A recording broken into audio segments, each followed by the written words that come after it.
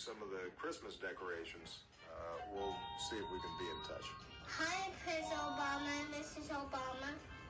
My name's Amira, and I'm 5 years old. What advice do you give to 5-year-old girls who wants to be president of the United States? Oh.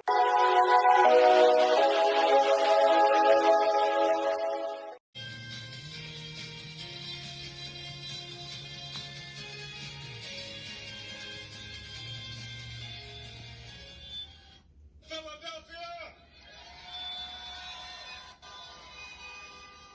Man, it is good to be back in Pennsylvania. What beautiful weather we got here, a little Indian summer.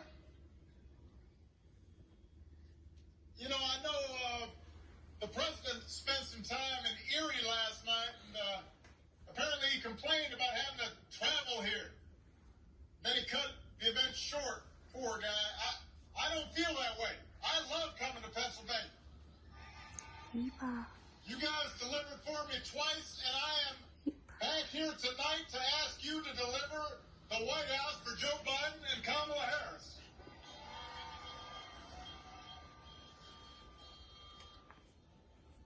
I want to thank Mr. Philadelphia, Charlie Mack. Whether in our neighborhoods or on college campuses, or places of worship, or especially our social media feeds. About the troubling events of the past week. As I have said, the incursion of the U.S. Capitol of our republic, it angered and appalled millions of Americans across the political spectrum. I want to be very clear. I unequivocally condemn the violence that we saw last week. Violence and vandalism have absolutely no place. I can't do that.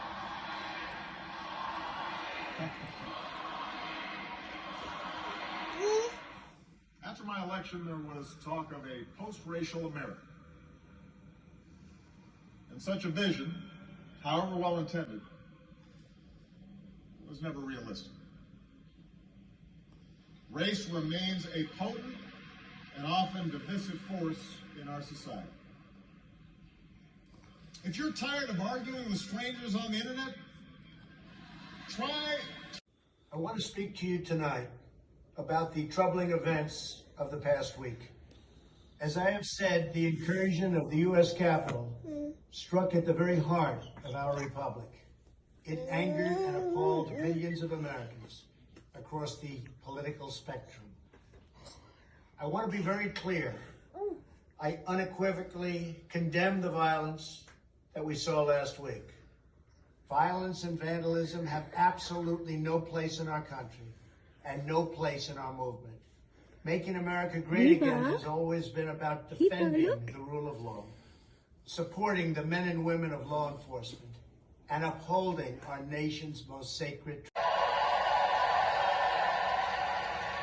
If I had told you that we would open up a new chapter with the Cuban people, shut down Iran's nuclear weapons program without firing a shot, take out the mastermind of 9/11.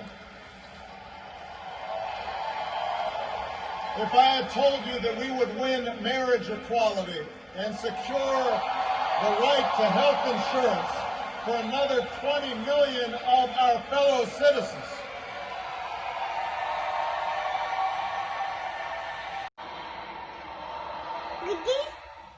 After my election, there was talk of a post-racial America. And such a vision, however well intended,